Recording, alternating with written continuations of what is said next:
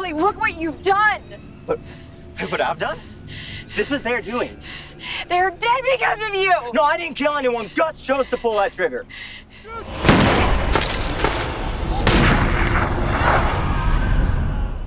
The movie begins with an elderly and intoxicated man named Pfluger digging up a grave marked with religious symbols. He seems to be performing a ritual of some sort. After some effort, Pfluger retrieves a skull from the grave which suddenly releases white smoke, knocking him back. As he regains consciousness, Pfluger laughs maniacally, as if satisfied that his mission is complete. The scene then shifts to a teenager named Kelly, who is shopping at a convenience store. While browsing the store, Kelly encounters his childhood friend and crush, Dominique, but hesitates to approach her. Outside, Kelly is confronted by his school bullies, Nelson, Tony, Reed, and Brad. They mock him for eating strange items like paper and styrofoam. Hey, answer the question, trash boy. Yeah, answer the question, trash boy.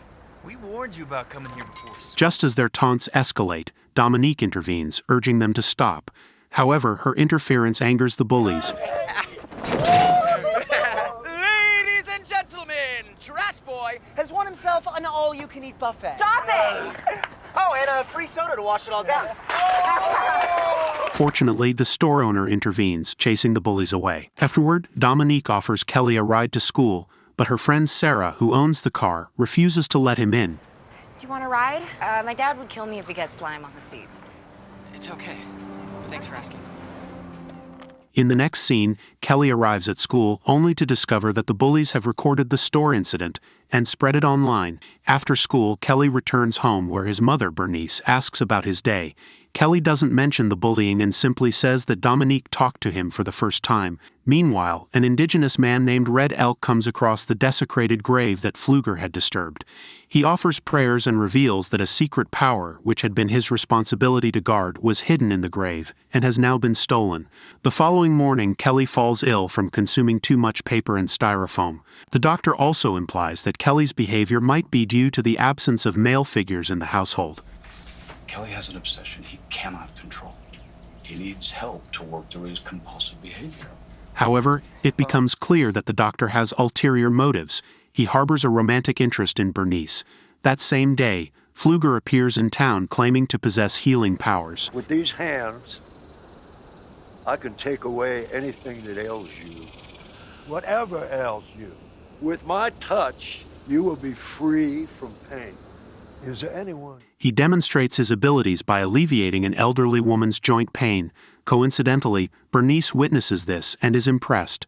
Hoping Pfluger might be able to help Kelly, she invites him to their house. Okay, sounds good. I'm just gonna go grab my car and then you can follow me? While Bernice steps away to fetch her car, Red Elk confronts Pfluger, warning him that the powers are not meant for him. He offers to help Pfluger relinquish the stolen powers. I can help you. Excuse me? I can help you. But Pfluger refuses. Red Elk warns Pfluger of the grave consequences, but Pfluger dismisses him and walks away. Later, Pfluger arrives at Bernice's house and attempts to heal Kelly. However, he experiences a strange pain and quickly withdraws his hand. Are you okay? Oh, no. He excuses himself to the bathroom, consumes a special drug, and tries again. This time, he accidentally burns Kelly's chest with his cigarette and collapses, dying on the spot. Strangely, as Pfluger dies, Kelly's condition improves dramatically, and he feels energized. When the police arrive, they conclude that Pfluger died of cardiac arrest. Soon after, Kelly notices that the burn on his chest has miraculously healed. The next day, Kelly cuts his finger while repairing his bike, only to witness the wound heal instantly. Excited, he tries to tell his mom, but she dismisses it as nonsense. What are you talking about? It healed. Just like the cigarette burn in my chest. Can I have some of that? On his way to school, Kelly meets Dominique and Sarah, who are astonished by his healthier appearance. After they leave, Reed, Nelson's brother, confronts Kelly and starts hitting him for no reason. Surprisingly, Reed feels the pain of his own punches, while Kelly remains unharmed. Realizing he cannot defeat Kelly, Reed flees with bruises. That evening, Gus, Reed's father and the school's football coach, visits Kelly's house to confront him about what happened. Kelly explains that Reed tried to hit him but got hurt instead. Reed was trying to beat me up, and, well, he hurt himself instead. After he leaves, Kelly confides in his mother about his ability to transfer pain, assuring her that no one can hurt them again. The next day in class, Kelly's imagination runs wild when he finds Dominique's hairband. He envisions intimate moments with her and even begins fantasizing about a threesome involving Sarah. Surprisingly, these sensations seem to affect Dominique and Sarah in real life. Both girls experience strange, involuntary feelings, and Sarah even screams in delight during class. Later, at a night party, Nelson behaves inappropriately by picking Dominique up without her consent. This angers Kelly, who confronts Nelson and demands that he put her down. Just as a fight is about to break out, Gus intervenes and separates them. Hey, break it up. Cut the crap, will you? Yeah, this is supposed to be fun. Yes. After the party, as everyone heads home, Brad and his friends encounter Kelly riding his bike. Brad loses control and hits Kelly, running him over. The impact appears severe, but when the smoke clears, Brad's skull is crushed, leading to his death, while Kelly emerges unharmed. A crowd gathers at the scene, and Kelly secretly explains his powers to Dominique.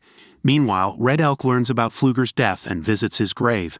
Upon hearing about Kelly's miraculous survival, Red Elk visits him at work. Confronting him about the powers, Red Elk eventually gets Kelly to admit that Pfluger once treated him. You knew Pfluger. The Reverend came to my trailer and helped me when I was sick, and then he died, that's all.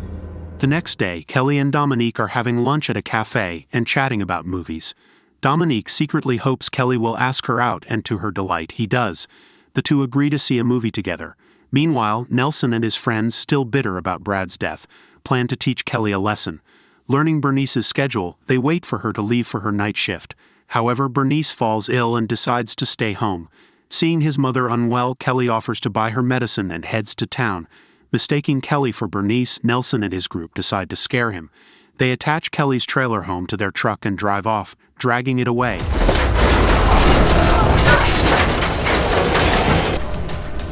As the trailer is recklessly dragged, Bernice falls from the couch, and a gas pipe in the kitchen ruptures. Panicked, she tries to escape, but trips over a lamp, which ignites the gas, causing a massive explosion. Kelly arrives at the scene and rushes into the burning trailer to save his mother. Tragically, he is too late. Bernice has already passed away. Later, Officer Adler notices burn marks on Kelly's body and takes him to the hospital. While Kelly recuperates, Red Elk visits Adler and tells him about Kelly's unique powers. Kelly has something that is ours, given to him by that scoundrel Pfluger. I have come to get it back. He suggests discussing the matter with Kelly, but Adler dismisses the idea. The following day, Kelly attends his mother's funeral, where he is comforted by Dominique. Kelly confides in Dominique about his plan to leave town, which saddens her. After sharing a heartfelt kiss, she walks away. Later, Kelly visits Pfluger's grave at the cemetery and begins eating wild weeds growing on it, hoping they will strip him of his powers. However, he falls ill and starts vomiting. Sarah, who happens to be nearby, witnesses the entire scene from a distance. Learning that the trailer fell before the gas explosion, Kelly becomes convinced it was no accident. Meanwhile, Nelson and his friends drive their truck, showing no remorse for their actions. On the way, they pass Officer Adler, who is driving Kelly out of town, and taunt him. When Kelly notices their truck, he immediately realizes they are responsible for his mother's death. Without hesitation, he jumps out of the moving car and stealthily follows them to the riverbend. Later, as Tucker swims and the others playfully throw stones at him, Kelly sneaks up and grabs Tucker's shirt, using it to simulate strangling himself. Kelly transfers the sensation to Tucker, causing him to struggle to breathe and stay afloat.